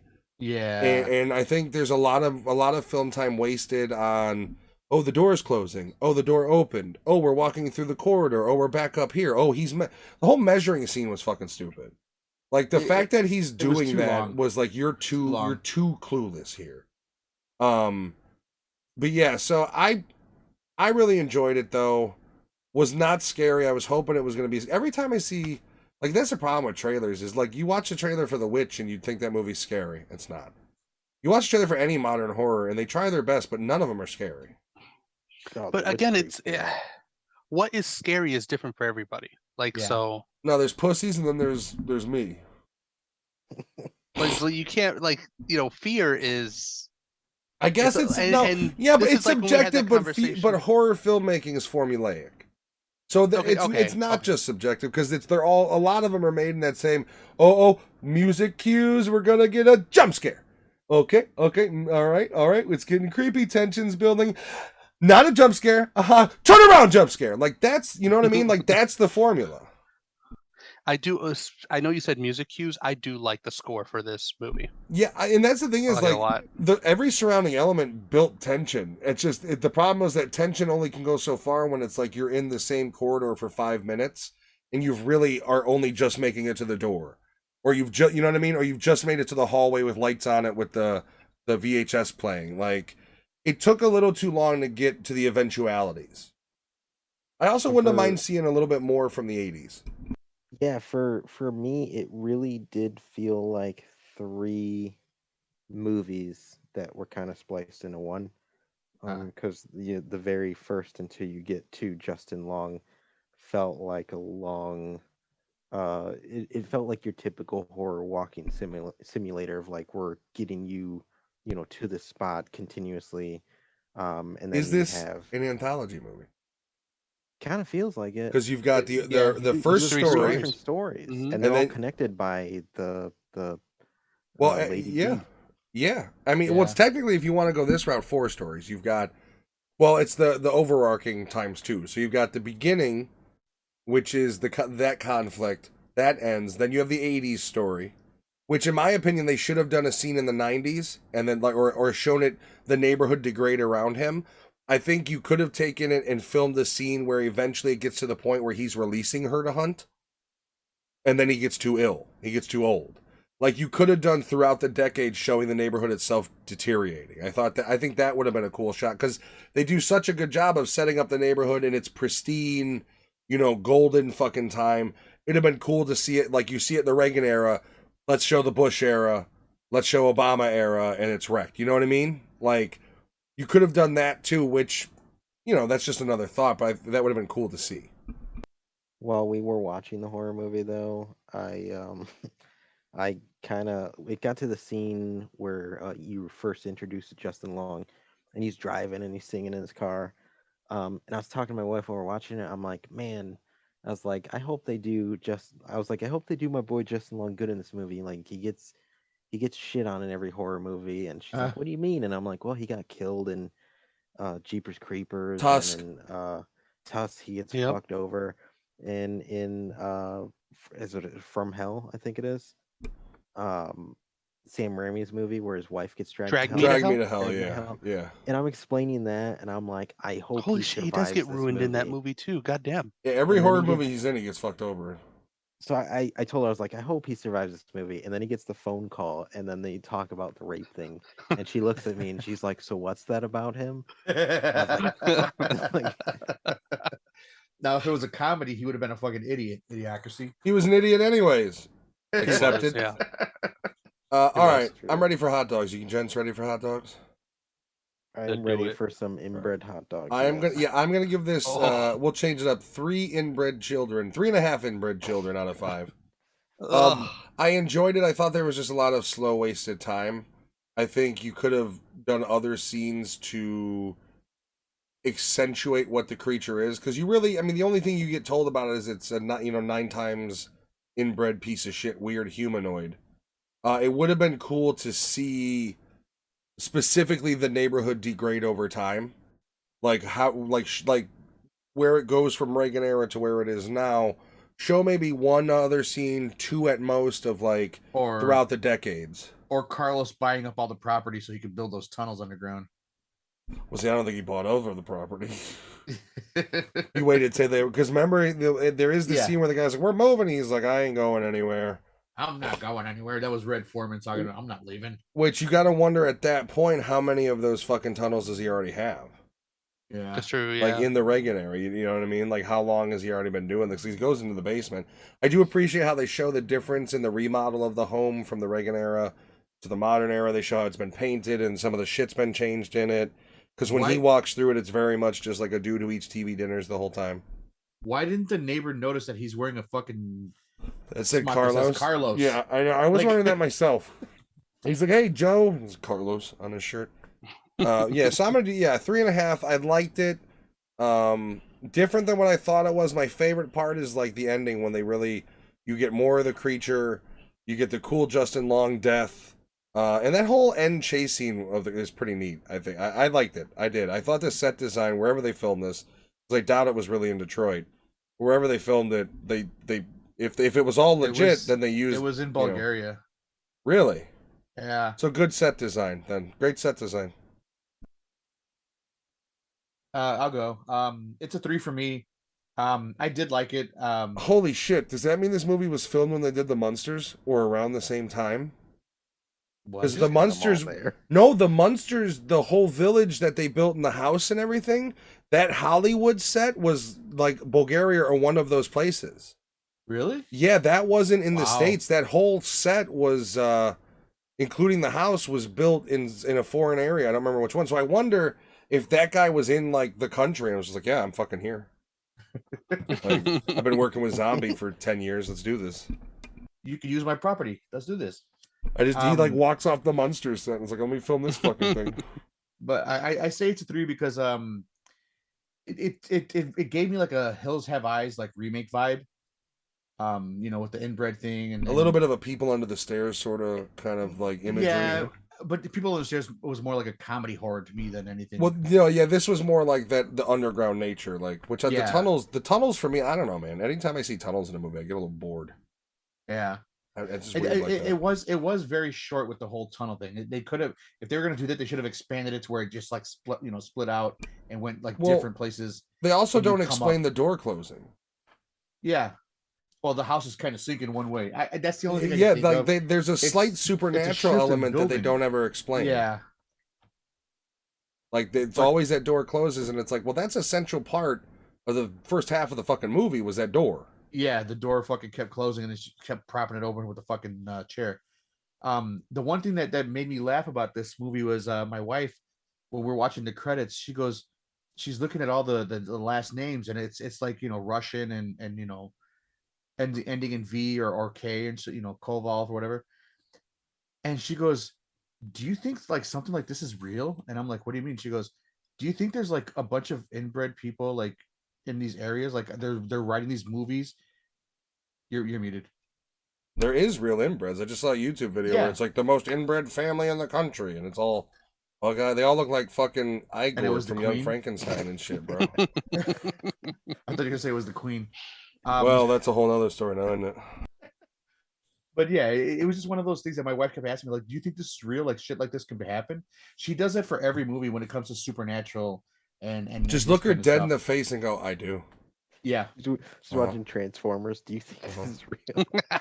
Optimus Prime he was our savior. But yeah, it's a 3 for me, man. But it was an enjoyable movie. I recommend watching it and having fun. Don't take it serious. I'll go next. Yeah, easy 3 out of 5 for me. I think honestly what made me appreciate this movie more had nothing to do with the movie. It was that I didn't watch any trailers for it, and I really wish I could do that more. But yeah, this movie was because I hadn't seen any. It was such a surprise, and I feel like if you did watch a full trailer and watch it, this movie would kind of lose some of its shine. But yeah, I stuck up for Justin Long till I realized he was a bit of a creep. Dude, as soon as he's in the nightclub, and I was like, this fucking... Yeah. As soon as he tells, like, they have that conversation with his buddy, I was like, oh, fuck you, bro. You did do it, you fucking garbage. I could have done without so much of the goofiness. I mean, for And what, also, this is just me. The song that he's singing to is trash. In Yeah. his car, it's fucking trash. That's just me. yeah, That's subjective. Trash. well, I mean, he owns a house in the shitty part of Detroit, so I'm And he has no idea how bad the neighborhood is either. Like literally, he's No. owned it for a period of time, and he's never seen it. Mm-hmm. Because if he would have seen it, he never would have bought that property in that neighborhood. That's the thing, is like, That's true. he just listened to his wealth management and told him invest in properties. Has no idea what the neighborhoods are like. And when he rolls up on the property, it is at night. Yeah. So yeah. Yeah, he has didn't no see- clue where his house actually is. It seems like it's the first fucking time he's ever been there. He doesn't have keys for it at all. Has to go to the office to get the key. It's like the wealth management guy said, no, do this and we'll make the moves. And he just never went there, never checked it out. Because if he would have, he wouldn't have bought it in that fucking neighborhood. That just shows you how stupid he is and clueless of what he's doing. Fucking boats too. God, that was a fucking waste. Well, yeah, it's a 3 out of 5 for me. It was a pleasant surprise in all of the horror movies I've watched recently. Pleasant surprise. Pleasant surprise. Joe I'll Funny? go.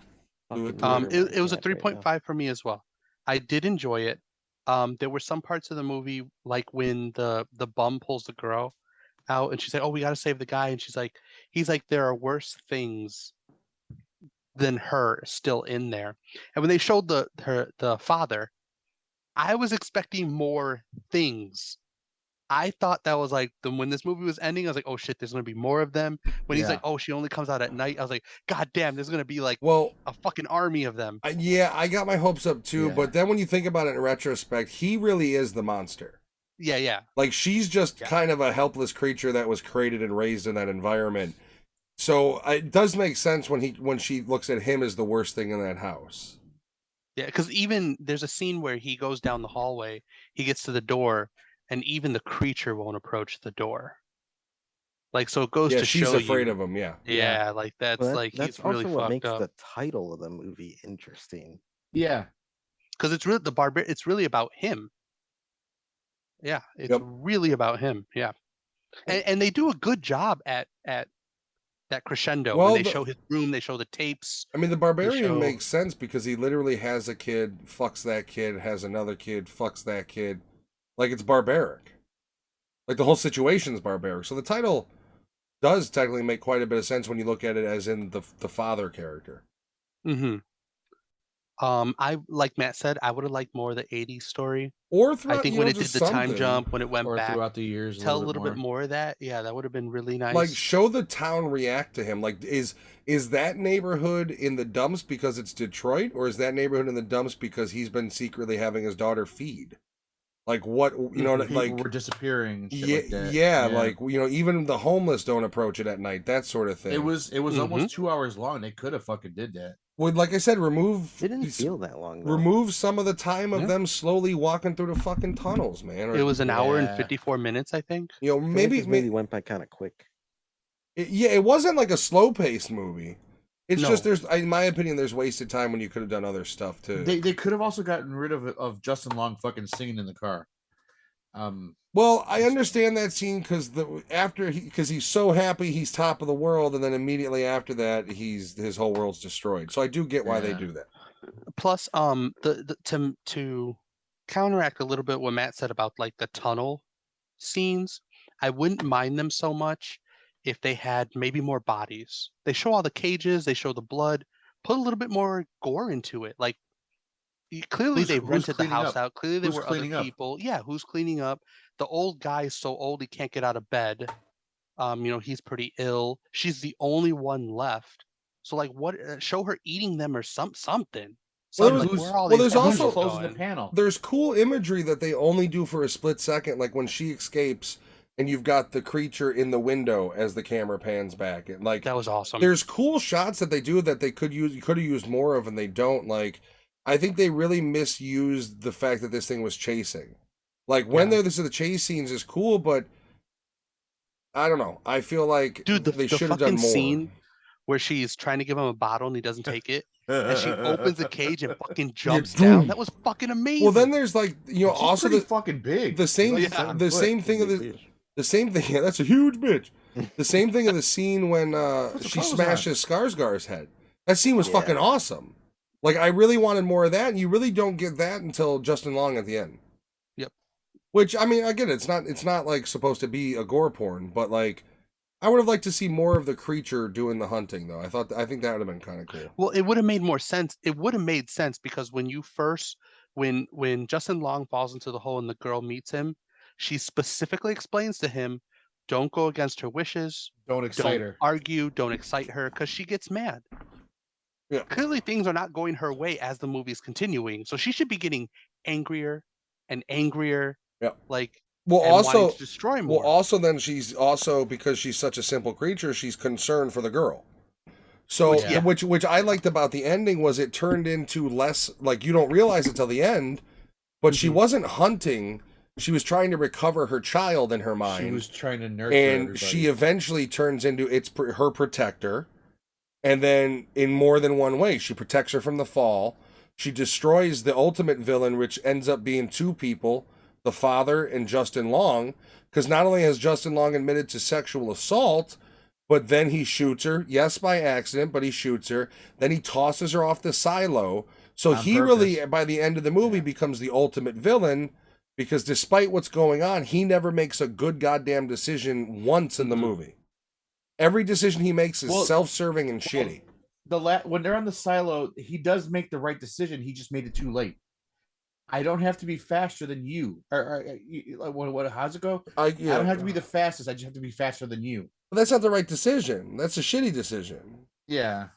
Like 'Cause that's it's still you're- leaving you're her sacri- behind. And it wasn't even like and it's not even like, oh, you're slower than me, let her get you. It's I'm gonna toss you off the top of a fucking silo. Like it's not even like But survival he of the fittest. It's bye he bye. didn't- Yeah, he didn't think about it that they already have a bond in the mama's mind. Well, he didn't know it, and he Yeah, there's a bond. well, but that's the other thing is did she not have the bond with him because he didn't feed? Yeah. Is it the That's idea probably of what- that's like probably what it the was. baby not latching, so there isn't that bond? Mhm. That's just my figuring of like the whole thing. Yeah. Lewis gave his he said 3, right? 3. What did you yeah. say, Giovanni? 3.5. Yeah, I think 3.5 3.5. solid for. I enjoyed it. I don't know how much knowing the ending that I would watch it again. Hi, KG. This movie would probably be where I watched like the KG. last third of it again because I really do like how it wraps up. It I does. like wrap the up ending. I like nicely. her post credits getting up and just kind of walking out of the neighborhood. I do like how I actually really do like this ending, even though it is kind of a happy ending. For one of them. It kind of ends like Training Day, where I Ethan don't know. Hawke You walks feel, out of the you fucking feel neighborhood. fucking bad for the. Yeah, Yeah, it's one of yeah, those you things do where get yeah, empathy it makes for the you feel like creature. shit. Yeah. Like, You know, fuck, dude. and it's like, I mean, well, there's that scene where like the creature's basically like whining because she's injured, and she goes to lift her, and like the creature's gonna lift you and take you back home, so she's got no Yes. choice but to plug the thing. Yeah. You know, it's that sort of thing. So it's like, but once again, killing that thing's probably the most humane thing you can do for it. Yeah. I mean, even the old man killed himself. He knew he knew he's a piece of shit. He could have Mhm. continued murdering and killed Justin Long, but like, you know, he shows the tape, and I gotta that's the one scene where I was on Justin Long's side, where he's like, "What the fuck is your problem?" And he's like going at the guy, and he's just all fucked up because of what he just watched, which is clearly torture snuff films. All right. On that note, we will be back. Lewis, are you with us next week or no? No, I'm not. Okay, so we will figure out movies. I'm gonna honestly recommend The Principal for next week. It's the principal, man. You ever see it, Lewis? Oh, it's not Halloween. That's right. Yeah, no, that's a good one. You see it, Lewis? I have seen it. You ever see it, Giovanni? It's a good movie. Maybe we should. We should probably do It's something with streaming it too. now, right? Yeah, on It's Prime. It is. Principal Yeah. and the on substitute. Netflix. How about that? Oh man, that's You- 2 really close movies. I own The Substitute. Principal and the substance. I'm down with that if you guys. I don't give a fuck. Well, one is Trent Williams. Oh no. One No, is- Tom the original has Berenger. Tom Berenger, yeah. Fuck Trent Williams. That's like The Substitute original 2 and has Tom beyond. Berenger. The first one, Tom Berenger. It's got that other dude that was in Deuce Bigelow, Devil's Rejects. I think it's fuck. He was the FBI. He was the cop in Deuce Bigelow. He was the cop in Devil's Rejects who was hunting them. He's in the first Substitute movie. Because the whole thing is Tom Berenger is a mercenary who, because his friend gets attacked by the Utes at the school, he goes undercover as a fucking substitute because there's supposed to be a drug ring there. At one point, he enlists his mercenary friends, who that actor is like his coked up buddy who just wants to kill things from Vietnam. It's a weird movie. Well, yeah, Principal and the Substitute. If we'll double check that after. But everybody, we're done here. Thank you everybody for hanging out. Fabian, Jen, of course, KG for saying hi, Nikki for stopping by. Anybody who's watching and lurking, I do want you to know I see you. So everybody have a wonderful night. We will see you next week with another brand new episode. Don't forget to check out the YouTube page for the other content. Like and subscribe. Anything you do enjoy. Anything you don't enjoy, you should like as well because it helps. So do that, including this video. You guys have a wonderful night. Bye-bye.